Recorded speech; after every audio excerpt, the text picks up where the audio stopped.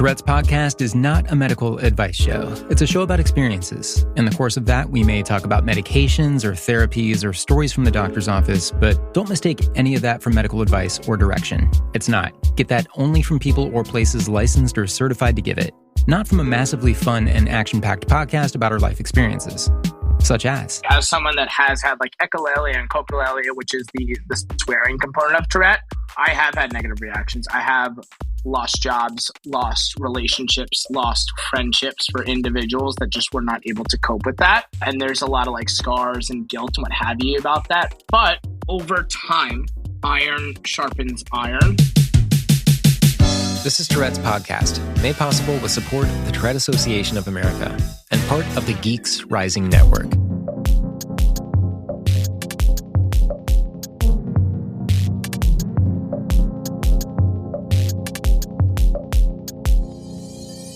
Hey, it's Ben, and thanks for bearing with me for a couple weeks of absence. So we had a death in the family. My grandmother died, and I learned that on a Friday just before I was about to start working on the podcast, and just couldn't do it. And the following Saturday was the funeral, and family business followed all that. So that's how that goes. We're okay here. Some of you figured out what was up and sent some condolences, which I'm really grateful for. Thank you so much. Funny enough, when I was at my grandmother's house and my family was sorting through some things, we found an autographed glossy 8x10 picture of a baseball player, Jim Eisenreich. When he was playing for the Kansas City Royals, Eisenreich was an early Tourette hero for me, and I met him at a couple conferences, Tourette Association conferences, when he was a featured guest. Super nice guy. I remember him being. Didn't just sign the autograph and say, here you go, off you go. He actually took a minute to talk and, ask about, what you're into, that sort of thing. So that was cool to find. Anyway, I appreciate the patience. All good here. We're back with a really good episode. Matter of fact, someone I've been meaning to do an episode with for years now. This is someone I met in person at a Tourette event a few years ago, and he really impressed me with his knowledge, his drive. I think he lays out a really good example when it comes to pursuing intellectual curiosities and style of work. You'll hear what I mean. His name is Tom White, and he's up in just a few minutes on the podcast. Got a question here from Stacy, who asks, when is Billie Eilish coming on the podcast? And that's a question I've gotten many times before when is Billie Eilish coming on the podcast? And well, Billie is an avid listener of Tourette's podcast, and I'm just kidding. I don't know if she's ever heard an episode. I think she's maybe heard of Tourette's podcast and past dialogues with her people, maybe, but we can make her aware. A couple seasons ago, my friend Ben, another Ben, who was a guest on Tourette's podcast, he's the host of the Tots podcast. Ben floated the idea of us really, truly making it happen, and we could both interview Billie Eilish on the subject of Tourette. I'd love to do that. I got to MC the Tourette Gala a couple of years ago. Oh, by the way, there's another gala coming up November 10th at the Tribeca rooftop in New York City. I'll have a link to info about that at tourettespodcast.com. But the gala a couple of years ago, Billie Eilish did deliver a special remote video message to the audience. That was cool to see her involvement. If she wants to be on the podcast, I'll stop everything I'm doing to make it happen. Would love to get her story Tourette's podcast style. Thank you for the question, Stacy. Got another question here from Eric, and this is one you are probably going to have to help me with. Eric asks, and well, it's not a question, it's more of a request, but Eric says, learning to tick freely in public is a new thing I'm learning. If you have any advice when it comes to ticking in public, I'd love to hear it. And that's from Eric. And I might not be the absolute best to speak from experience on this. I don't know, because as many of you know, I was closeted about my tics until my late 30s when I finally started letting them out. But I still mask on occasion. Like I still do that when I'm especially nervous, or if it's a work function, or I'm around, quote unquote, important people whose judgment I fear or something. Sometimes masking just works for me. I'm more comfortable, even though, yes, we should be able to be our freely ticking selves in all situations because there's nothing wrong with it. But I still put some maybe fear-based emphasis into managing my tics when I'm in public. When I'm around people who get it, who already know, I will tick. So when I'm around my best friend, shout out Gordy, he hears me tick all the time. So that helps for me to be around people who know my situation. They don't mind at all. I have really great friends, great coworkers as well. But there are times in business settings where I will kind of clam up. I'll say, given that in my context, it's okay and kind of normal for me to tick around people I'm comfortable with, and to do some degree of masking when I'm not. I'm guilty of that, but I don't feel bad about it because, it's my life, it's my TS, and I'm managing my quality of life. But would I like to be worry-free and just tick normally wherever I go? Yeah, I would. And I do in a lot of cases. In crowded areas where people are doing their own thing, if I'm, in some busy, I don't like to go to busy places, but if I'm in a busy place, people are focused on their own thing, my ticking doesn't seem to matter quite so much. So maybe, Eric, I still might have the same question as you. So you in the audience, help me answer this. How do you get comfortable ticking in public? Send your answers to tourettespodcast@gmail.com or use the contact form at tourettespodcast.com. Or better yet, get to the Tourette's Podcast discussion group on Facebook and let us know your answer there. Someone start a thread. It's a good question. Thank you, Eric. And I got to clean up one thing you're going to hear me say on this episode. There's a part where we're talking about, and this relates to the question from Eric, actually. We're talking about the public's judgments towards Tourette syndrome and educating people about it, and how in my adult life, since coming out about having Tourette, I haven't had a bad experience. No one has really been unfair to me. And sometimes I'll hear a silly joke in the course of it, but primarily, I've had a good go of talking to people about my TS. And I kind of left it there without acknowledging how a lot of people with TS have a seriously difficult time educating other people around them, just being around other people sometimes, and trying to convey what it's like to have TS. I've never lost a job because I have Tourette syndrome, but I know people have. And one of them is our guest this week, Tom. I'm so thankful for how he handles it. He's really eloquent, really well-read, as you're going to hear. And he has a really great way of explaining himself and what drives him. He is a driven person. He was pretty motivational for me to talk to, and so we will get right to it. This is me talking with Tom White.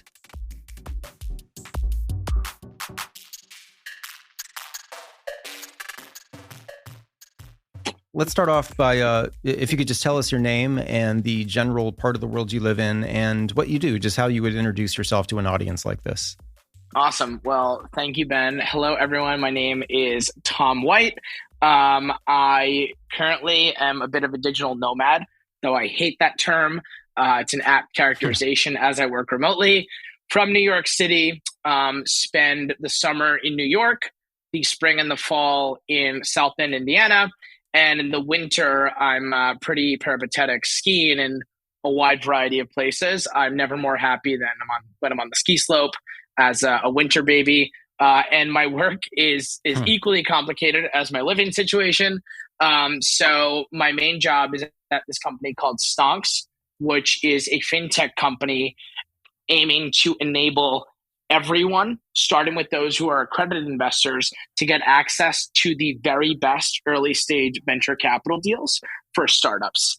I'm a director of research there, so I do content, I do partnerships, I do marketing, growth. One of my favorite quotes is at a large company, you're assigned a desk. At a startup, you're assigned a task. And that is very, very true in my experience, having been in the startup world for a few years. I also am a writer. I write a free weekly newsletter called White Noise, an apt name given me and Tourette and what have you.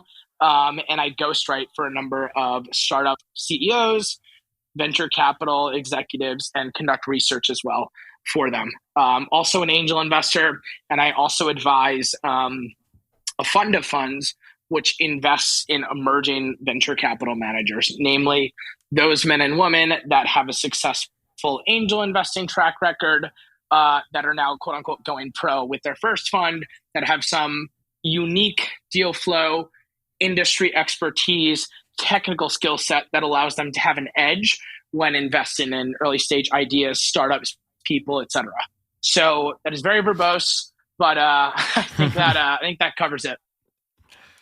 So you're incredibly busy, and I used to be a reporter, and part of my beat for a little while was covering startups in a regional way, and so that connected me with a lot of angel investors and people who are just kind of generally working in the space of startups and incubators and things like that. What drew you to that kind of work? I mean, usually when I ask that question to other investors I spoke with and angel investors, there was just something about the satisfaction of the mission and seeing a business that you saw something in yourself, before they were built up to be something, like seeing them actually get to a space where they could succeed. What drew you to that kind of work? Yeah, so I think perhaps like the millennial in me, for lack of a better term, I want to optimize for impact, for helping individuals, and for like scaling myself, if you will, via leverage. Startups, I think, enable me to do that. Being on the side of a man or a woman or a small founding team or what have you, when the idea is like little more than a twinkle in their eye, they have some passion, they're attacking a problem in a novel way.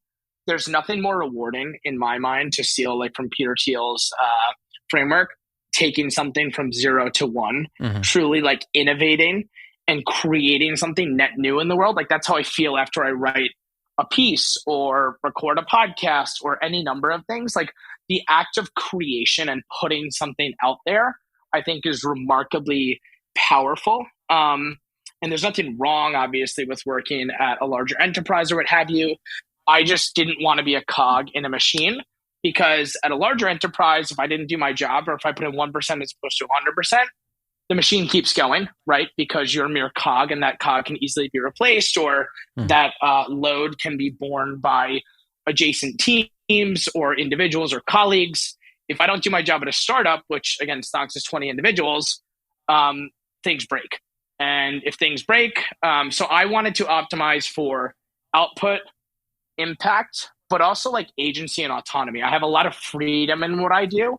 And because there are many roads to Rome, I'm able to act with great speed and alacrity to make decisions, test things, iterate, and see if they worked. Whereas within the confines of a more hierarchical or bureaucratic organization, you don't have that liberty, because, there are rules, mandates, playbooks, all of those things. I think it's just more, for me, intellectually stimulating and engaging to do this at the earliest stage, and really standing up processes, products, programs that, hopefully can have a net positive effect or impact on someone's life. And it's just more fun being part of the the small, fast actor than the big lethargic one, like David versus Goliath. With this kind of work, we all have our jobs, but sometimes they can be therapeutic, and sometimes they can sort of interact with our brains. Like especially I'm getting to the kind of brain that you and I have. Is there anything about this that sort of operates with your Tourette syndrome or other comorbids? And I haven't asked that question yet. If you do deal with other things like that, depression, anxiety, OCD, or anything like that, but is there anything about this kind of work and the speed of it that interacts with the sort of kind of brain that we have with something like Tourette syndrome? Yeah, I mean, I think for me, it's a great question. So suffer from Tourette and OCD, and part and parcel with that, obviously, is a lot of anxiety, sometimes bouts of depression and what have you. But I think I optimize for learning and for intellectual curiosity, because I think just like idle hands are the devil's playthings, like an idle mind is really, really not dangerous, but it's not optimal for someone that has Tourette or OCD. No, exactly because, what you mean. I don't know, this probably resonates with you, Yep, right? Like, absolutely. So when I'm, playing sports, when I'm reading, when I'm deeply engaged in a conversation, when I'm writing, when I'm presenting or speaking, I enter a flow-like state, which basically circumvents the, neurological pathways that lead to dysfunction, which is to say a tic or a twitch or a compulsion or an obsession or something of that nature. So I want to optimize for being busy, because one, like I'm the greatest procrastinator known to man. I'm just staggeringly good at it. Like I don't like writing. I like having written. The act of like getting myself to stare at a blank piece of paper and that blinking, mocking cursor is just miserable. It's the worst. Yeah. But once you start, you get that momentum and what have you. But I find that if my day is packed, and like today, for example, 7 calls, I think 8 calls, I derive energy from that because I'm an extrovert. I'm able to throw myself into things, and I'm able to, in a way, distract myself from the anxiety, symptomatology, urges to tick in some way, shape, or form. So I optimize for being busy because I know what it's like to be in your own head. And that is, again, it's not a dangerous place, but it's just, it's very, very easy when you have like a hyperactive neurochemistry to trick yourself into going down deep, dark rabbit holes that are not optimal, right? So I optimize for conversation, for community, for learning, and for activity, particularly that activity that really excites me. I'm a nerd. I love to learn. I love to better understand what, why, how, when. So by doing that, like not only am I kind of like it's a terrible analogy, but I'll use it, like an owner with a dog, right? Like throwing a ball around so the dog gets tired. So eventually the dog go to sleep. Like, I don't know, like eventually I wear myself out because I'm thinking all the time, reading all the time, writing all the time, conversing, trying to learn. And eventually when you're tired, it kind of mitigates the symptomatology that you and I have to deal with. So again, another verbose answer. That's me, word guy. But that's what I like to optimize for. And obviously it comes up every second of every day. It's a vicious, cruel, difficult disorder. But I think my blessing is very much, my curse is very much my blessing, which is to say, because of Tourette, because I'm hyperactive effectively and with regards to my neurological pathways, I think more quickly, make connections, and I'm able to really think in a very, very different way than most individuals that enables me to connect dots in an interdisciplinary fashion that hopefully leads to novel insight or interesting outcomes or a good investment in a company or what have you. I think it's a lot of things, right? Like our gifts are our curses, but our curses are also our gifts in a lot of different ways. And like Shakespeare said, nothing either good nor bad, but thinking makes it so. And I truly believe that. Like maybe I don't have agency at all times over my movements, over my words, over my, tics and what have you, but I have agency over the perception of that, which is super important. I can choose whether it's good or bad. Everything in isolation does not matter or have anything attached to it. It's our thinking about those things. And I'm alluding to Stoicism, which I truly believe is a really, really powerful philosophy. That is vital for, thriving with a disability, a difficulty, any number of things.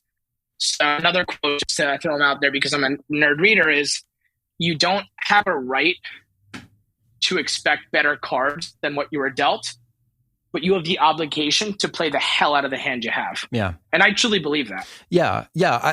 Everything you're saying resonates with me. And it's funny because I'm a little bit different in certain aspects. Like I'm definitely introverted. Sometimes depression will just kind of throw me down in a pit where I don't know how to climb out of it. And then something happens and I'm able to. But when it comes to work and things like that, I definitely escape into work and find protection inside work, especially what you said about procrastination. I mean, that's me too. Just something about my way of performing at the finish line is much better and much more efficient. And I hit that flow state and I'm able to do things that maybe my brain wouldn't have come up with had I been taking my time with it. So there's that Parkinson's law thing I think I've talked about in the podcast before, where it's like, you kind of fill out the time that's allotted to you. And if you have a short time that say you've procrastinated and you have, now you're down to the wire, you can really kind of pull out some highlights in those moments and kind of aim for the high points and get it done in a really nice, efficient way. And, that's probably not ideal for everybody, but somehow for me, it's really worked. And maybe it's because, like I said before, I was a newspaper reporter, so I'm used to working on deadlines and coming up with stuff quickly and just kind of throwing things down and getting it done. Yeah. And there is an exhilaration in that and a satisfaction that, all right, let's go. I'm ready to move on to the next thing. What else do we have? And it's really, really satisfying when you get it done. And even though I may be ticking a little bit more in some of these exciting times, I remember deadline writing, I would tick like crazy and I would try to mask it as best I could so I wouldn't annoy the people around me. But which was me back in the time space when I was not open about having Tourette. I was kind of, going at it kind of silently, but still finding a way to work with it and escaping into work. And Sure. and I'm not even really sure where in my life I figured that out. I feel like I've always been kind of on the arts side of the brain, and I've always kept myself busy with kind of making and creating. But I feel like it wasn't until my 20s that I really figured out that, like, okay, I know how to procrastinate. I know how I can achieve these flow states and do things that make me feel proud of myself. But I'm not sure if there was any one moment or anybody. I mean, was there a moment that you discovered this, or was there anybody who kind of mentored you in this regard, or how did you kind of learn this about yourself? So, no, I should be clear. Like, I don't like it. I wish I could get things done like early and what have you. It's just, I mean, inertia, right? It's a second law or the first law of motion. I think like objects at rest tend to stay at rest. Objects at motion tend to stay at motion. Yes. I wish I could space things out and what have you. It's just, for me, one of my high school professors, Christian Talbot, when I was like talking about like my writing process and what have you, junior year, vividly remember it. He's like, oh, like you're similar to how I am. You're like an instinctive writer, which is to say, like, you don't have control over the time, the place. It could be a walk, it could be a shower, it could be working out, it could be conversation. It's just a matter of capturing those ideas. So ironically, like with regards to my writing, and this is a diatribe, but I'll circle back. And I hate that term, circle back, talk about cliches in writing, but that's neither here nor there. But most of my writing happens away from the keyboard, right? So I will be walking, I will be talking, I'll be conversing. And I think to be a good writer is to be an excellent observer, which is to say you need to be keenly aware of what's around you, your feelings, your emotions, like colors, sensory inputs, and all of that stuff. And I think, again, blessing and curse, like because of Tourette, you're hypersensitive to your environment. Because of OCD, you are as well. So you're a more keen observer to the smallest of minutiae, which makes for good writing, right? But I email myself, and I have like a notebook where I like to carry around like a little Moleskine, and I just like write observations, what have you. Oftentimes it's digital on my phone, and I'll email myself. But a lot of that writing happens away from the keyboard. So I think in a way, I don't procrastinate as much because I've done a lot of the thinking and the cognitive processing like below the surface by observing these things and documenting them. And then the act of putting it all together, whether it be in a research report or in a piece of fiction or a poem or something, it's kind of like assembling a quilt. It's a lattice work of things and then putting them in the proper order so as to, make it, say what I want to say, make individuals feel the way that I want them to feel and to take action or learn something or what have you. So again, kind of a tangent, but I don't like being a procrastinator. I'm just aware that I am, because I think ironically when stress is bearing down on you and when it's like, hey, like I don't have time to dilly-dally or mess around, I have to get this done. Your inhibitions are limited a bit, or they're lowered a bit so that you do not have to worry about perfectionism. You don't have to worry, like done is better than perfect. Yeah. So when you're, staring at the wall or at that finish line, you got to do it. You don't have the ability to say, oh, it's not good enough. It's not good enough. I mean, again, one of my favorite quotes, part of my French, but I think it's from Hemingway, is like the first draft of everything is shit. And it's true. Yeah. It's funny because when I get in the zone and I churn something out, if I give myself too much time to dwell on it, then I will really pick it apart, and I'll find ways to almost self-deprecate and put down my work, and sort of like, oh my God, if I could go back and redo that part. But it's weird when I do it on The Wire, when I procrastinate and get it done. And this is not me like encouraging everybody in the audience to give this a try, because sometimes work is important and you need to you need to do it the way you know how to do it best. But sometimes that work ends up being a little bit better than, and I'm easier on myself when I get it done, and it's not perfect, but it's good, and it's out there, and I can move on to the next thing, and I feel like I get better and better and better at it each time. There's just something very satisfying about being able to do that. But I am with you. I wish that I didn't have to I won't use the word half. I mean, I feel like I can always, kind of, I'm malleable and I can learn things and I can important change. Qualifier, yeah. Yeah. But, it's, but just using that word to be simple, I wish I didn't have to be that way. I wish, I wish I was better at, planning things out and being a little bit more structured. And, I have a structure, but it doesn't look like everybody else's, I guess is one way of saying it. Yeah, no, I think like back to my comment about like startups. Hey, at big companies, there's a process, there's a modus operandi. At a startup, it's like, hey, there are a bunch of different roads to Rome. Like, figure it out, and whichever one is the most expedient, whether that's the gravel-strewn one or the highway or the paved one, like, we'll figure it out. And that there's sometimes constraint and like paralysis in that freedom, but I think there's immense possibility as well in that, which I personally love. And I think to your point about like Parkinson's law, which is very, very true, like work expands to the amount of time allotted to it.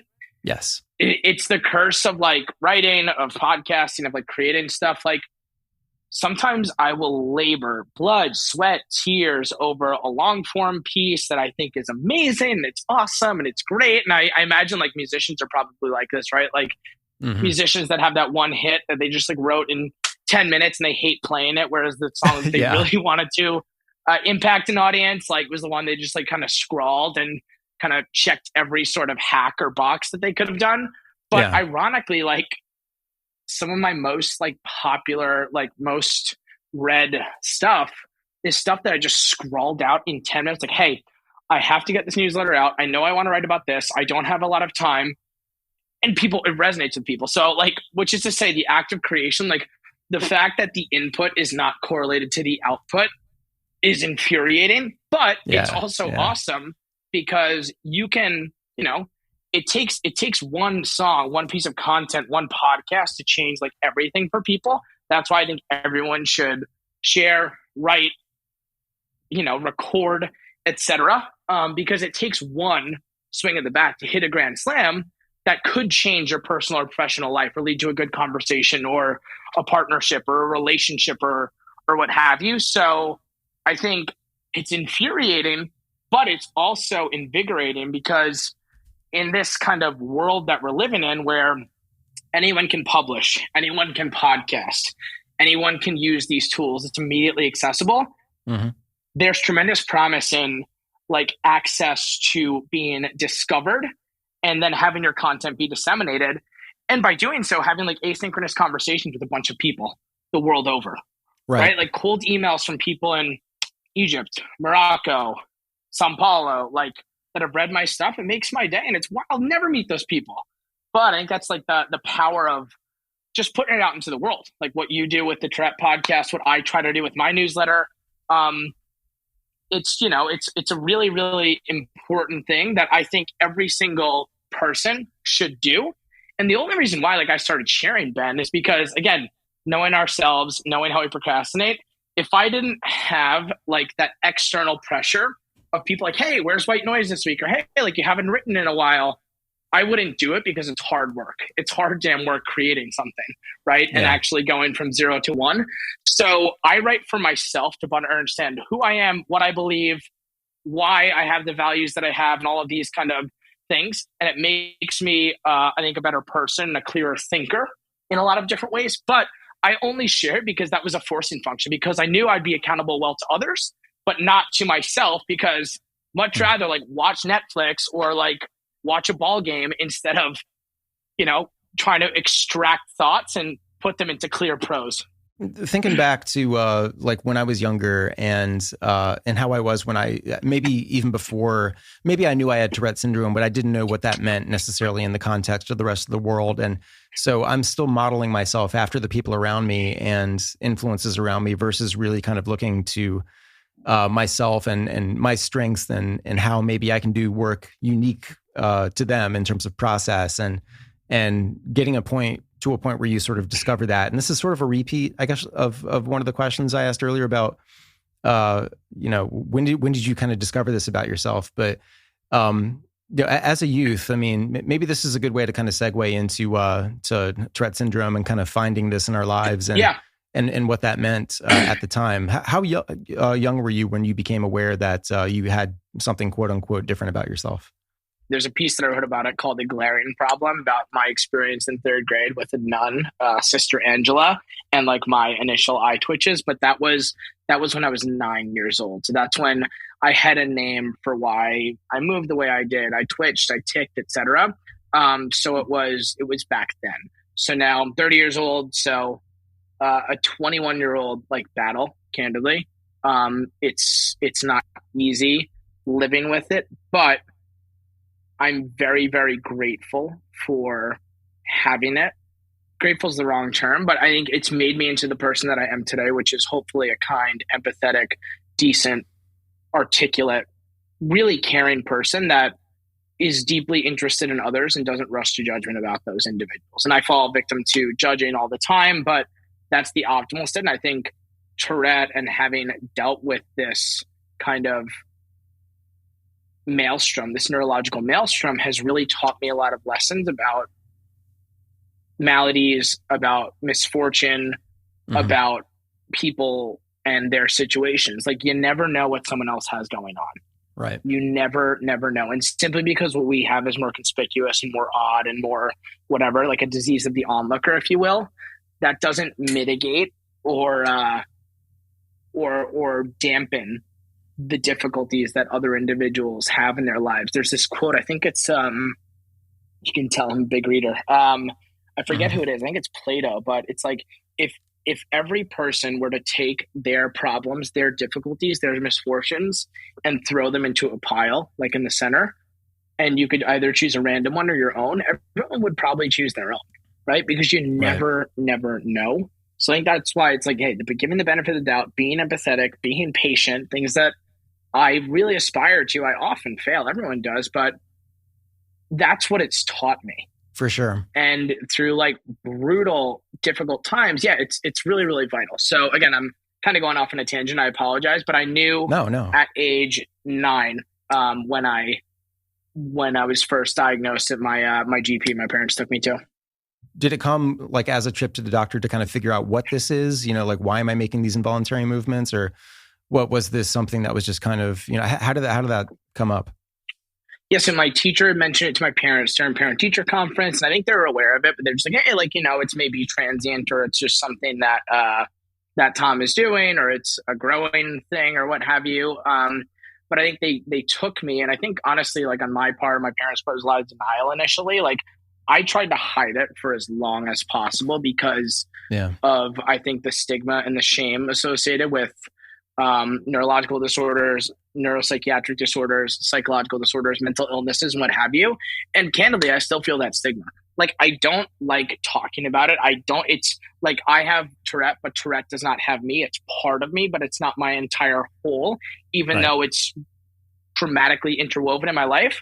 But like, I still feel like the shame and the self-loathing and the difficulty of like coming to terms with this, because I want nothing more than to act the way that I want, say the things that I want, etc. But because of neurological misfirings, I can't. So again, I think that's born out of trying to like kind of grit my teeth and have the stiff upper lip in like my Irish family tradition. But I think life would have been a lot easier and simpler had I just been a bit more open about it from a very, very young age. Because I still, like, sometimes I don't want to tell people, I don't want to go through the whole rigmarole. This is what it is. This is what it's not. It's hard. It's really, really hard. And I would say I think being open and being honest removes the thing that every human being is really scared of, which is uncertainty, right? Yeah. Because if they see someone twitching or moving or whatnot, like, hey, is that person like on drugs, or is that person like, I don't know, like unstable in some way, going to lash out or be violent? That's uncertainty, and people tell themselves stories to try to make sense of different things. If you remove that uncertainty, I think it really calms people. And most people are decent, fine, kind individuals. In some way, Tourette is a screen. If someone doesn't want to interact with you or be around you, or because you have like a neurological illness or depression, like, good riddance. Honestly, I don't have time for that. I'm very blessed to have a lot of family, friends, and phenomenal people in my life. If that is like a problem for someone, have no time for that person in any way, shape, or form. Because I know my good friends and those people that are, decent, fine individuals will see past it.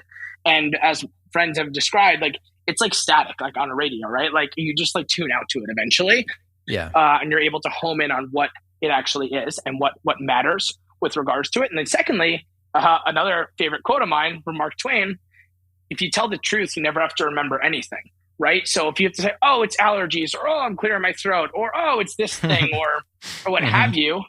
I mean, I've tried every trick in the book, and eventually it's just, you get tripped up. So I think it would have been a lot simpler were I open about it from a very young age. And I still struggle with that. It's still like a struggle because I don't want to have to, go through the whole not shtick, but, this is what it is. This is how it manifests. This is my particular case because, it's different. It's very different.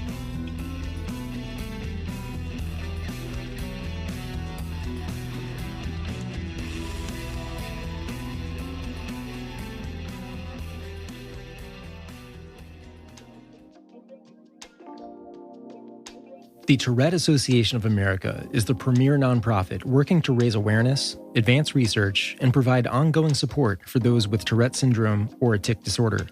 With a network of over 130 chapters, support groups, and centers of excellence, the TAA engages with communities across the nation in an effort to provide tools, webinars, workshops, and support for all seeking assistance. As a primary sponsor of Tourette's podcast, the TAA supports authentic conversations showcasing the diverse representation of the Tourette community. To learn more, go to tourette.org. That's TOURETTE.org.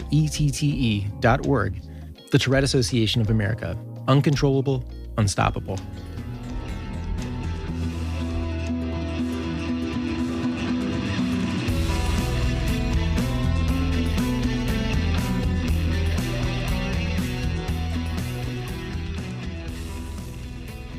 How do you explain it? Because when I'm in a professional setting, so I do photography and I work in the space of government affairs and politics, and image can count for a lot, and impressions you leave with people, and am I a weirdo or not, that sort of thing. And I won't lie, I definitely mask in certain situations if I'm someone's making a speech or something, or if I'm sitting with a board of directors, or there are times where I'm just like, please don't tick, and it's on my brain, and ironically, that's when you most want to do it because reverse psychology, right?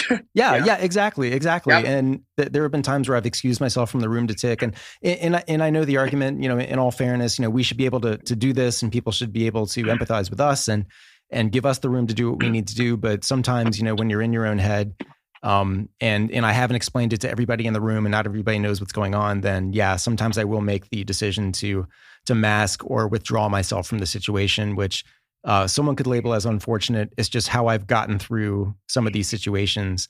But how have you found your tics in professional situations when you're working with say startups or anybody you might consider a client or a colleague? Have you had to explain it? And how do you do that?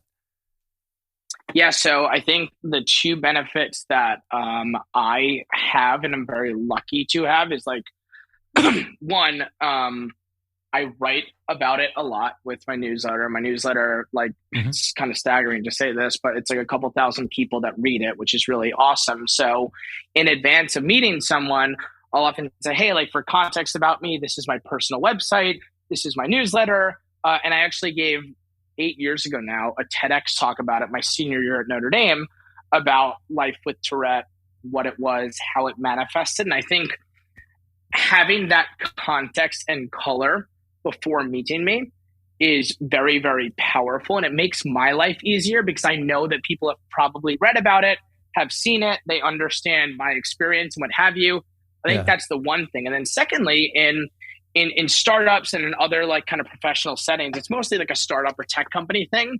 A lot of people write up, and this is for people that do not have Tourette, do not have anxiety or any number of things, like a user manual, which is like, hey, this is how I like to give feedback. This is how I like to receive feedback. These are the qualities and the values that I very much hold dear. This is how I prefer you communicate with me. This is how I like to collaborate on work. Basically laying out your working style. But in that, I always write, hey, I also have Tourette. I might grunt or say this word or like move or blink or what have you. Hmm. Totally, it's totally natural. It's totally involuntary, and don't be bothered by it in any way. Like I talk about it, I write about it. I'm happy to have a conversation about it, but I try to candidly offload that conversation as much as possible because I want to get into the heart of the matter and the true discussion with someone as opposed to, talk about things that, are not great to talk about or that I don't want to talk about on a daily basis. So I think asynchronous conversation via podcasting, reading, writing, giving public talks or speeches, if you're comfortable doing so, is a tremendous way to offload that pressure and burden that you have for yourself. Because then people are like, oh, okay, I know what's going on. I've seen that movie before. I understand it. Hmm. And they have certainty as opposed to uncertainty. And again, like people are just scared of uncertainty. Human beings like patterns. We like recognition. We like solutions. We do not like uncertainty. So that's how I try to do it. And obviously, if I'm like out with friends or, wedding or bachelor party or whatever, like, hey, so now I have Tourette, I do this, that, or the other thing. And again, I'm very, very blessed to have family, friends, colleagues, acquaintances, for the most part, are just super supportive. And, they get it. They've, been part of my life for quite some time. It's like, hey, just so you know, it's Tourette, don't worry about it. He does that. And again, most individuals are kind, they're empathetic. And if they're not, it's a filter, because if they're going to treat you like this, who knows how they're going to treat other individuals. Right. So that's how I try to do it. It's imperfect. It's iterative. But I'm always trying to optimize, if you will, in tech speak. So I don't want to, and well, first off, let me say, I think that's brilliant, how you've made people aware and how people can kind of follow along with your story and not be, confounded when they're in your presence. The Tourette's podcast has been that way for me, I guess. Sometimes it comes up like, oh, you do a podcast? Like, yeah. Well, I have Tourette syndrome and I'm able to explain it. And somehow like in that context, it really does land with people and they get it and they nod their heads. And if they have a question, it's a pretty smart question. And, it's never a problem. And you're right. I mean, I haven't had any problems since I've been open about having Tourette, and that's only been since 2018. I've had it my whole life, but I've been masking it and closeted about it. Opened up when I was, I think 38. And so 42 now, I haven't had a negative experience with anybody. No questions that are offensive or anything like that. People understand and their empathy really comes out with that. It's still something that always, I guess, kind of, it's a nervous situation for me, and I don't always know how I'm going to explain it to someone who's maybe not initiated. I do find that a lot of people that I talk to aren't hung up on the whole, oh, that's the swearing disease thing. Like people just kind of say. I think I find that people are a little bit more educated than that about it, or maybe they have somebody in their family, because as science has been showing us, Tourette is not quite as rare as sometimes the conversation makes it out to be. But at the same time, in my life, I don't interact in my daily life with other people who have Tourette syndrome in person. I do over email and all that stuff. And you and I have hung out in person. We were in Minneapolis together a few years ago, and that was actually, let's talk about that. That was a cool time. That was for the Treating Tourette Together Summit, and that brought together doctors and researchers, scientists, and people with Tourette syndrome themselves with the TAA. And we just kind of talked through what direction do we want to see, research and treatment go. And there was a lot of emphasis on CBIT and things like that. But it was an important gathering to me just to be in the same room with all these people and to be able to talk. And how did you get involved with that? I probably asked you back at the time, but how did you come to be in Minneapolis for that summit? Totally. And I should say, just brief note, and it's another conversation entirely, but like as someone that has had like echolalia and coprolalia, which is the swearing component of Tourette. Yeah. I mean, I have had negative reactions. I have lost jobs, lost relationships, lost friendships for individuals that just were not able to cope with that. And there's a lot of like scars and guilt and what have you about that. But over time, iron sharpens iron, and I'm a stronger, more resilient, more, I would hope, inspirational person to others because I won't be stopped. I mean, fall down 7 times, get up 8. So it has impacted me in a wide variety of personal and professional settings, and it's deeply uncomfortable. And it leads again to questioning and to loathing and shame in a lot of different ways. Sure. And again, don't want to like derail and get into it, but I mean, a favorite quote is 2 favorite quotes actually. Again, just a quote conversation is Blaise Pascal. I made every mistake there was to make, but I just kept pushing. And then Winston Churchill, if you're going through hell, keep going. Because oftentimes life with Tourette is hell. It is hellish. It's miserable. It's impossible to convey to individuals how disconcerting, discomforting it is to, live with, a neurological, car alarm, for lack of a better term. Yeah. But you keep moving forward.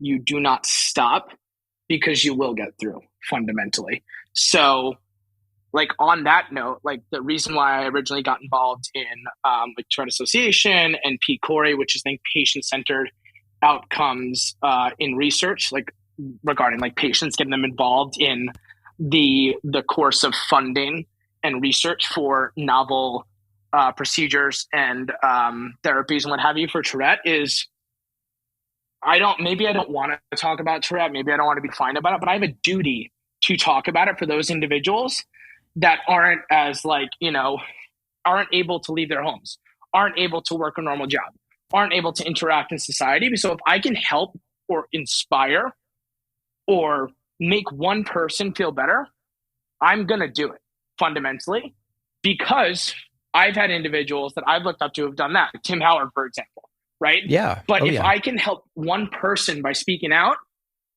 that's a victory, right? That's why I gave the TED Talk. It's deeply uncomfortable. That's why I write about it. It's deeply uncomfortable. That's why I'm doing this, right? Like I do it because I want to fundamentally help individuals decrease the stigma and eventually, hopefully, be able to fund biochemical, neurochemical, neuropsychiatric solutions that maybe are able to chip away at this kind of vicious disorder. So yeah, that's how I ended up in Minneapolis with you. Yeah, what you were saying about if it helps one person, it's kind of interesting because helping one person, there's such a ripple effect from that. Helping one person equals helping a lot of people. I feel like maybe putting out reminders to society about how difficult something like this can be.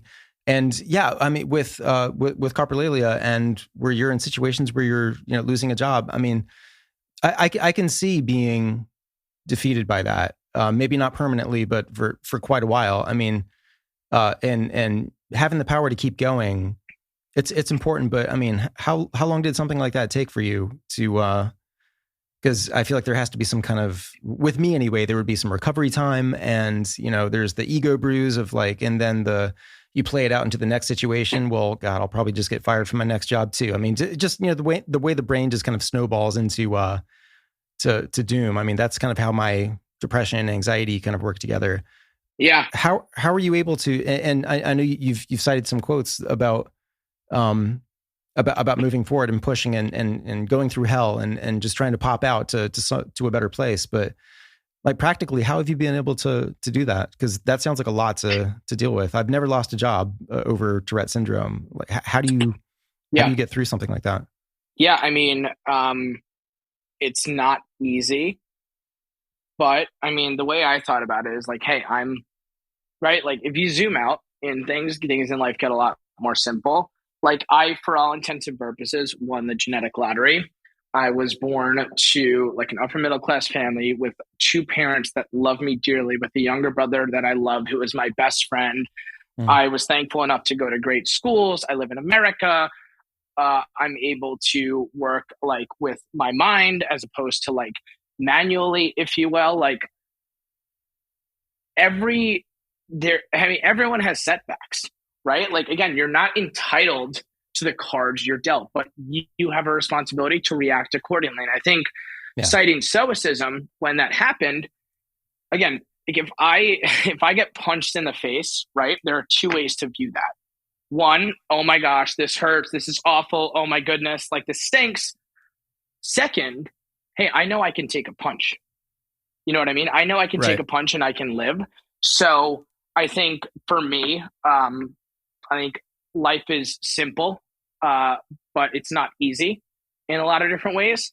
And we tend to overcomplicate it in a lot of different ways. But I mean, the three things really that got me through a really, really dark, difficult time, my faith as a Catholic, it's really, really important to me. And it's a source of really fantastic grace, for lack of a better term. My family, my immediate family, my cousins, my aunts and uncles, just people that deeply, unconditionally love me and support me. And I'm incredibly blessed to have that. And then my friends. From grammar school, from high school, from college, from professional engagements, just incredible people. I mean, I'm very lucky in that this year I have 12 weddings and I'm in six of them, right? Oh, Like, wow. so I have Wow. a very, very robust group of family and friends around me. And yes, Sartre says like hell is other people. Totally disagree. Heaven is other people, provided that they're good people that love you for who you are, what you are, why you are. Yeah. So leaning on those things and having that support network, it's everything. Because you don't need the job, you don't need all this stuff, but we conflate a lot of what we need because of imitation, mimetic desire, and things of that nature. So yeah. Have you ever tried to manage your Tourette with whether it's pharmaceuticals or whether it's some other form of managing it? I mean, has it ever gotten to a point where you feel like, okay, I need to, I know how to keep pushing, I know how to move forward, but have you ever been in that situation where you're like, okay, I need to tamp this down somehow? Oh, 100%. I mean, I've tried like almost everything in the book, candidly. Everything from like Coumadin, which is the first medicine that you go on, 10x, different SSRIs, different Hmm. tricyclic antidepressants, yoga, acupuncture, had a consultation for deep brain stimulation, which is clinically approved for Parkinson's and for OCD, not for Tourette, but it's where you have those probes that you insert literally into your brain that put off an electromagnetic pulse that mitigates the synapses and the circuitry in particular regions of the brain. I've tried a lot of things: CBT, exposure and response prevention, talk therapy, a whole number of things. And I think like I'm still like I'm on Prozac right now, for example, for the OCD, and that helps really a great deal. I've but with every treatment comes tremendous trade-offs. And like when I was in college, the side effects of some of these like medications I was on were just absolutely brutal. Yeah. Um, Hmm. Anxiety, fatigue, restless leg syndrome. So it's very, very difficult to attack what I would call like a chimera or a hydra. And that's very much what Tourette is, because it's like whack-a-mole, honestly, that's what it is. Because if you stop one tick with a targeted therapy or with medication, another is going to come up in its stead, because it's a very vicious, creative disorder in that sense. So I have tried a whole host of things. Like, thank God, things are much better now than they were 10 years ago, 5 years ago, even. But it's a struggle. It's a constant struggle, because therapies that do work eventually like run out of shelf life. You know what I mean? Like eventually Yep. Hmm. they do not, for some reason they just stop working, because the brain is obviously plastic. Neuroplasticity is a very big thing, and it's always changing. So for some reason, certain regimen of therapy or of pharmacological therapies and interventions like won't work when for whatever reason. So ironically, like it's kind of sad, but like because of the incentives that drive like big pharma and the fact that Tourette is not fatal, I don't think there's a lot of incentive to research it with finite NIH dollars and things of that nature with regards to particularly like pharmacological intervention. Mm-hmm. And I was in a study a while back, I think it was 2016, and there was this formulation, SNC 102, which was a different formulation of acetaminophen. And it was the only medicine where I knew it was a causal impact that helped my Tourette, that slowed down my neurochemistry. The study came back inconclusive. It helped me. But because of the medical industrial complex, I was not able to get access to that medicine, even though it's sold in Canada. So again, it's just like, it's a very, very difficult, it's a difficult disease to treat and to deal with because there are very many factors, psychology, neurology, fatigue, anxiety, sleep that go into it. But you're also in the face of this huge, I would argue, bureaucratic medical system that is not incentivized to to treat or to attack its cause, but rather its symptomatology, right? Like if you want to take a tree out of the ground, you don't cut off a limb, you have to take out the roots and the trunk fundamentally. Mm-hmm. And I think, unfortunately, sometimes like the symptoms are conflated with the root cause, which is, not great because that's tantamount to putting a Band-Aid in a bullet hole. It's not going to work. So have you seen your Tourette kind of shift over time as you've gotten to know it better and as you've tried different treatments and, in the process of that, even when treatments kind of plateau and stall out, and they certainly have for me. I mean, I take stuff for depression and anxiety, and that helps my life tremendously. But yeah, it gets to a point where my brain, I mean, it's almost like the metaphor is like the brain is like, wait a minute, I know what you're trying to do. It's not going to work anymore. And then my depression and anxiety become like a challenge anew to try to get past. But totally, have you seen yourself kind of change over time? And do you think that is whether it has? Do you think it's because you've kind of developed a sense of understanding and command over it and over I guess your approach to things, or have things worsened over time, or how would you evaluate that?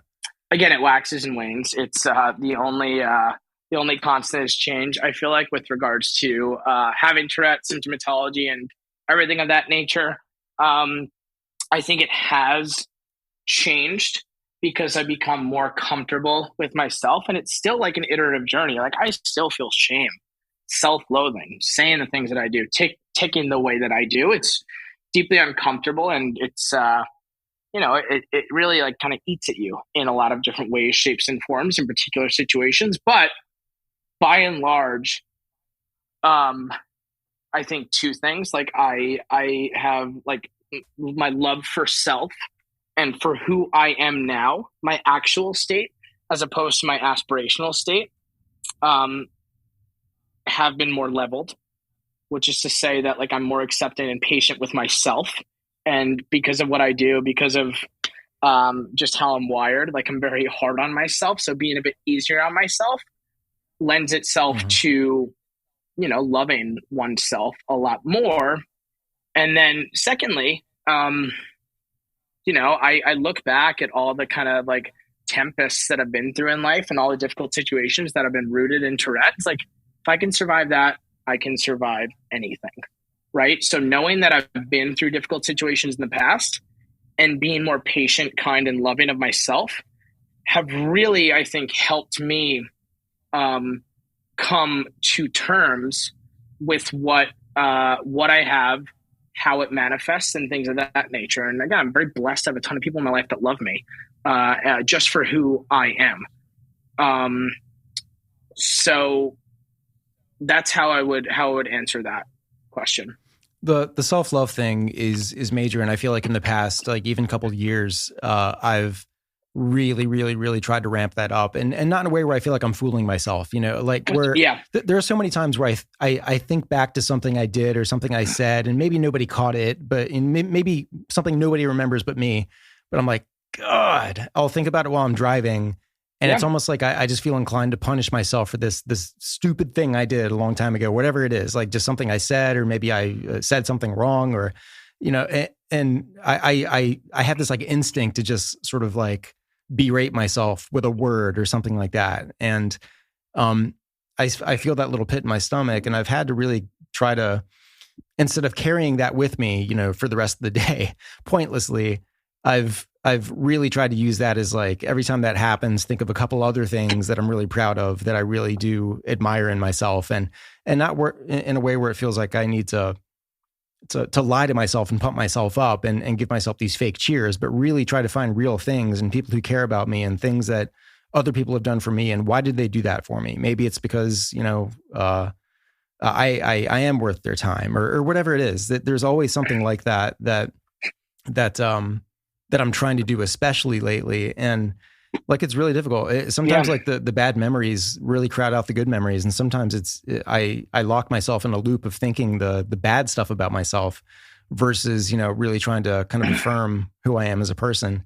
That part's really difficult. I mean, do you have any tricks for, and this is a gigantic question, but just like kind of learning elementary steps of self-love? Yeah, it's a lot of layers to this. It's like, I mean, again, another quote, because these people are way smarter than I am, and these quotes have stood the test of time. One of my favorite quotes is from Victor Hugo, and it goes, "The greatest happiness of life is the conviction that we are loved for ourselves, or rather loved in spite of ourselves." Love it. And like, that quote, I think, contains multitudes. Mm-hmm. It's spectacular. And I truly believe it, because oftentimes we're our own worst enemies. Oftentimes we are the hardest person on ourselves. And one thing that I've realized is like the negative self-talk, the beratement, the difficult conversations and exacting standards that you hold up for yourselves. If you think about someone that you deeply love, that you truly value the presence of, that you really, really care for, if you were to like externalize and vocalize those standards, that beratement to that person, you would never do it, right? But why do we do it to ourselves? Right. So I think it's a matter of awareness, catching yourself, and then once you've done that, trying to correct. Say, hey, like, yeah, I screwed up, but it's all right. I've learned from that mistake, and I won't do it again. And again, this is so easy to say. It's so hard to do, because awareness of these like neurological loops and psychological loops are very, very different, because you become ensnared in them. Like, I am not enough. I am bad at X, or I am not good at Y, or I'm a bad person, right? Yeah. But I think awareness and calling it out is the first step. And I think a way to do that is, imagine you're saying it to your girlfriend, to your wife, to your son, your daughter. Like, you'd never do that. Right. So why do you do that to yourself, and why do you torment yourself in that capacity? But again, I think one of my favorite quotes, and I read about this, it's the life-changing magic of saying I love you more often. And I think to say I love you to someone, to yourself, it's from this German philosopher, Joseph Pieper, and he said, love is an affirmation of another's being. Which is to say, if you say I love you to someone, you are saying that my life, the world writ large, our community is a better place because you exist in it. Not because of what you do, not because of what you can give me, but because you exist. And I think keeping that in mind is super, super powerful.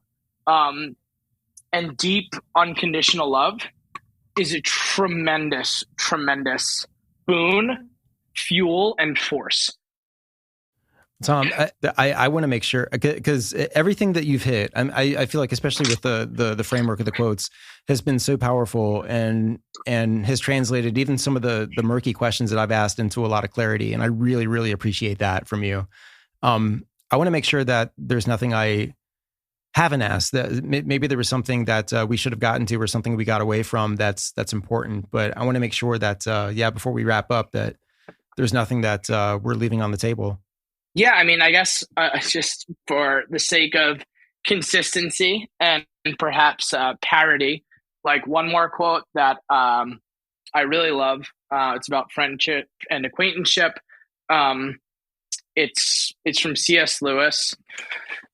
So, hearkening back to like eliminating uncertainty, which I think is fundamentally the difficulty that a lot of individuals with mental illness, neurological disorder, psychiatric disorder, et cetera, have, is people, you'd be shocked that by sharing things, by being honest and open about them, the serendipity, the kindness, and the true empathy that arises from that. And again, to cede the floor to someone that is much more insightful, intelligent, and interesting than I am, C.S. Lewis, in his book, The Four Loves, wrote, "Friendship arises out of mere companionship when two or more of the companions discover that they have in common some insight or interest or even taste which the others do not share, and which, till that moment, each believed to his own unique treasure or burden." The typical expression of opening friendship would be something like, "What? You too? I thought I was the only one." It is when two such persons discover one another, when, whether with immense difficulties and semi-articulate fumblings, or with what would seem to us amazing and elliptical speed, they share their vision, it is then that friendship is born. And instantly they stand together in an immense solitude. So if people remember nothing else from this conversation, this podcast, what have you, I mean, be honest, be open, and err on the side of sharing truth, because you never know what serendipity is going to have in store in your life, whether that be via faith, family, or friends. That's really what it comes down to for me. And again, it's very simple to say. It is hard to keep in mind and do, getting wrapped up in our schedules and our busy lives. But I truly, truly, truly believe it. My life is better for having given that TED Talk, for having written about Tourette, for having had this conversation with you, Ben.